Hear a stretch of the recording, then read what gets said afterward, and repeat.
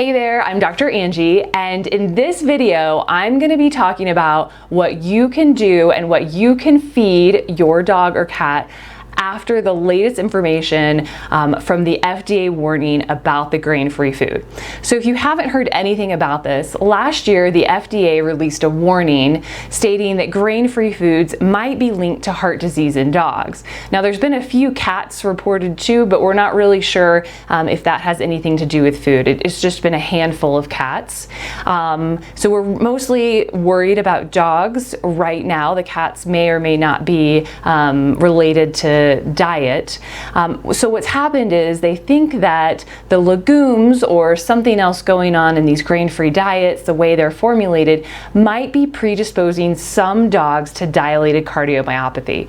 Now, if you want more information about the actual warning, you can go to my blog, boulderholisticvet.com/blog, and I have an FDA warning about grain-free foods blog on there, and you can read all about my thoughts.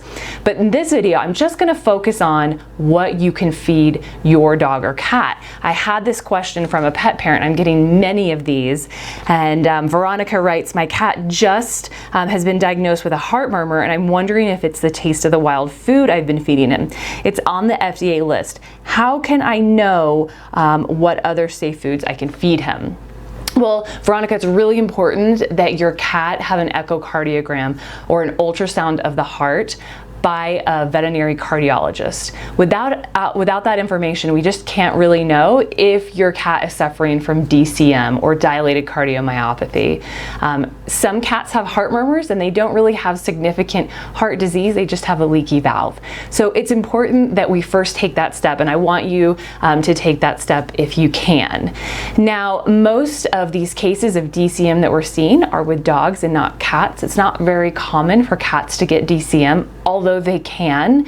And so getting that workup by the cardiologist is important. Now, if you want to change brands, you certainly can.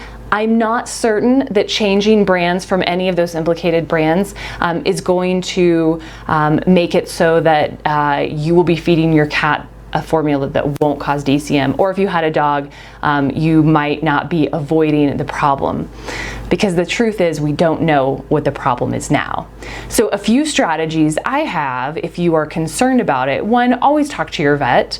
Talk to them about the breed of dog you have. Make sure they take a listen to the heart. If you want to get your dog's heart evaluated by a cardiologist, that's the gold standard. That's really the only way we can know what type of heart disease they truly have. And another thing you can do is avoid legumes. You could pick a formula that doesn't have legumes in it. We're not 100% sure it has anything to do with the legumes, they're just suspicious. So in the meantime, you could always do that. A lot of canned and raw formulations are without legumes, and a lot of pet food companies are starting to mix in rice or ancient grains instead of wheat and corn, and a lot of dogs do great on those types of grains. So I'm not too worried about you putting grains in your dog's diet. I just like to avoid corn, soy, and wheat if at all possible, although some dogs do fine with all of those. The other thing you can do, because we don't really know what's going on, is start rotating the foods you're feeding. Maybe you could do one bag of a grain-free food in one, with one pet food company, and then the next time you could use a formula that does have rice from a different company. And you can try to just spread out the risk. Anytime you feed a commercial pet food, there's always some risk. If you go to Dog Food Advisor, you can sign up for all the recalls. They're happening all the time. It doesn't matter if it's a prescription diet or an over-the-counter diet, if it's a really big company like Hills or Royal Canin, or if it's a really small company, they all experience recalls from time to time. The other thing you could do is supplement your dog with taurine if you are feeding a grain-free formulation, and you could do that as well.